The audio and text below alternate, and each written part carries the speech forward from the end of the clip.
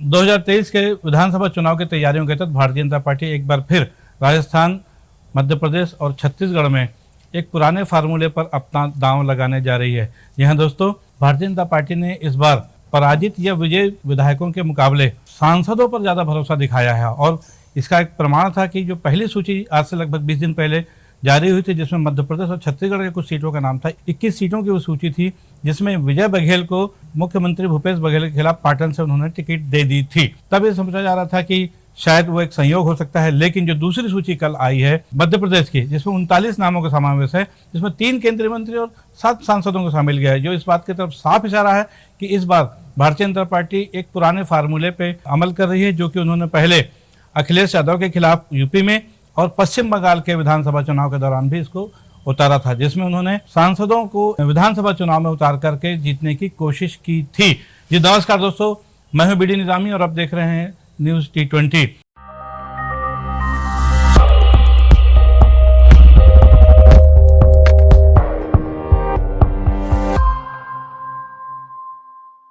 यदि भारतीय जनता पार्टी के इस फार्मूले की चर्चा करें और उसमें जो अंदरूनी जो खबरें आ रही हैं, क्षण के बाहर जो आ रही है, उसमें समझ में आ रहा है कि छत्तीसगढ़ में जिसकी जबकि दूसरी सूची अभी आनी है, उस सूची में भी कुछ चौंकाने वाले नाम आ सकते हैं और वो नाम होंगे यहाँ के कुछ न कुछ सांसदों के और राज्यसभा सदस्य के। आपको पता है कि यहाँ पर 11 में से 9 सांसद भारतीय जनता पार्टी के हैं और सिर्फ जो 2 सांसद हैं वो कांग्रेस के हैं, जिनमें से दुर्ग के सांसद विजय बघेल को मुख्यमंत्री भूपेश बघेल के खिलाफ पाटन से प्रत्याशी बनाने की घोषणा भारतीय जनता पार्टी पहले ही कर चुकी है। अब दूसरी सूची में जो नाम आ रहे हैं उसमें सबसे बड़ा नाम है राज्यसभा सदस्य सरोज पांडे का। सरोज पांडे जो कि वैशाली नगर से एक बार विधायक रह भी चुकी हैं, हालांकि 11 महीने बाद उन्होंने सांसद का चुनाव लड़ा और जीती भी थी, लोकसभा की सदस्य भी रह चुकी हैं वो। उनका नाम भी विधानसभा प्रत्याशियों की सूची में जोड़ा जा सकता है। चर्चा यह है कि उनसे कहा गया था कि वैशाली नगर से वो चुनाव लड़ें, लेकिन अंदरूनी जो सूत्र हैं, उनके जो करीबी लोग हैं, उनका कहना है कि पहली बात तो वो लड़ना नहीं चाहते, लेकिन यदि पार्टी का आदेश होगा तो वो उनकी जो चॉइस होगी, पहली चॉइस वो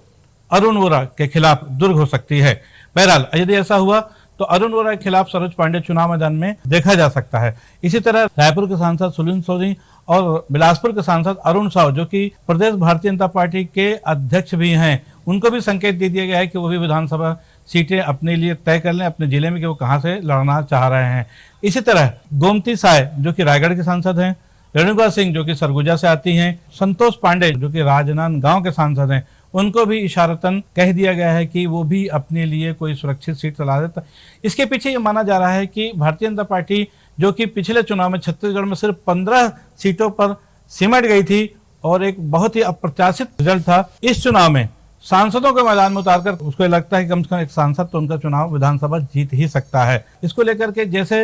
एक असंतोष था कल कैलाश विजयवर्गीय की बातों में लगा, जो कि इंदौर वन से जिनको मध्य प्रदेश में प्रत्याशी बनाया गया है, ऐसे ही असंतोष कमोबेश हर जगह नजर आ रहा है। छत्तीसगढ़ में भी जब सूची जारी होगी तब समझ में आएगा, लेकिन जो अंदरूनी जो तैयारियां हैं वो कमोबेश एक जैसी हैं और तीनों ही राज्यों में, मतलब राजस्थान, मध्य प्रदेश और छत्तीसगढ़, इन तीनों राज्यों में अधिकांश सांसदों को विधानसभा का प्रत्याशी बनाया जा सकता है। ये एक बहुत महत्वपूर्ण खबर जो है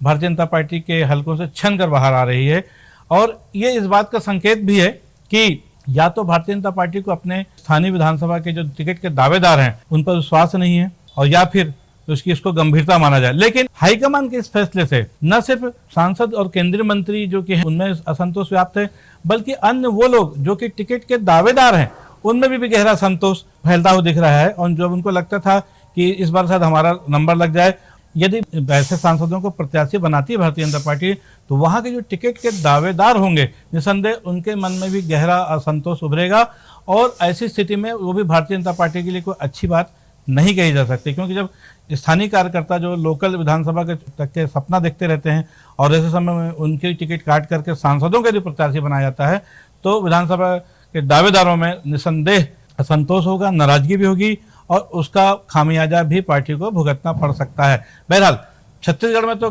भारतीय जनता पार्टी की स्थिति उतनी अच्छी नहीं नजर आ रही है और पहले दिन से यहाँ पर आम जनता का मन बना हुआ है कि छत्तीसगढ़ में भूपेश बघेल की सरकार को या कांग्रेस की सरकार को एक बार फिर मौका मिलना चाहिए। यहाँ के आम नागरिकों में है, इस बात को भारतीय जनता पार्टी के नेता भी समझ रहे हैं। लेकिन राजस्थान और मध्य प्रदेश खासतौर पर मध्य प्रदेश 19 साल जहां पर उनका राज रहा है, लेकिन शिवराज सिंह चौहान के कार्यकाल को देखा जाए तो वहां पर भी ऐसी कोई खास बात समझ में नहीं आ रही है, ऐसी कुछ संतोषजनक बात समझ में नहीं आ रही है जिसको लेकर वो आश्वस्त नजर आए। क्योंकि जो सूची जारी हुई 39 लोगों की, ऐसा लगता है कि उसमें मुख्यमंत्री शिवराज सिंह चौहान से भी कोई सलाह नहीं ली गई। जिनको प्रत्याशी बनाया गया है, नरेंद्र सिंह तोमर या कैलाश विजयवर्गीय जैसे, उनसे भी कोई सलाह नहीं ली गई। हाईकमान ने देखा जाए तो ये फैसला एक तरह से उन पर थोप दिया है और यही वो आगे अन्य राज्यों में भी करने वाले हैं। एक बात और, भारतीय जनता पार्टी का हाईकमान इस बार कहीं ना कहीं तीनों राज्यों में संतुष्ट नजर नहीं आ रहा है। भले वो चुनाव लड़ रहे हैं भारतीय जनता पार्टी, ये बात अलग है, लेकिन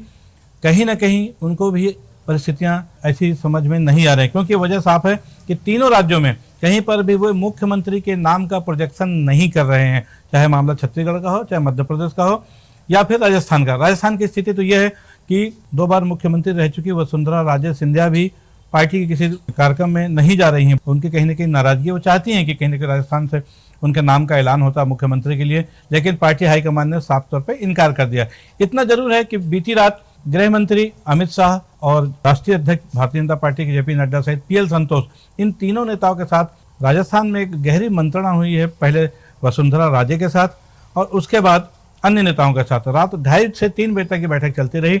उसमें तमाम तरह की रायशुमारी और समझाइश की जो प्रक्रिया है होने के बाद यह माना जा रहा है कि अब अगले दिन से जो भी बड़े नेता आएंगे, जो बड़ी रैलियां होंगी, उसमें वसुंधरा राजे भी अब निकलने के लिए तैयार हो गई हैं। ये भी माना जा रहा है कि वहां पर जो केंद्रीय मंत्री हैं, बड़ा नाम है अर्जुन राम मेघवाल और दूसरा राज्यवर्धन राठौर जो कि ओलंपियन है, तो उनको भी चुनाव मैदान में उतारने के लिए संकेत दिए जा चुके हैं। ये एक बड़ा फैक्टर है राजस्थान के लिए खासतौर पर, क्योंकि राजस्थान में भी पहले सूची का इंतजार है। भारतीय जनता पार्टी के हाईकमान का यह फैसला कितना रंग लाता है, कितना सार्थक सिद्ध होता है, इसका नतीजा तो आने वाले जब रिजल्ट आएगा इस चुनाव का दिसंबर 2023 के विधानसभा में तभी पता चलेगा। लेकिन ये फैसला उनका कितना सफल होता है, इस पर सबकी निगाह रहेगी। आज के लिए बस इतना ही। कल फिर मिलेंगे किसी नई खबर के साथ, किसी नए विश्लेषण के साथ। अगर आपको हमारी खबर अच्छी लगी हो तो इसको आप लाइक करें, शेयर करें, हमारे चैनल को सब्सक्राइब करें। जय हिंद, जय भारत, जय छत्तीसगढ़।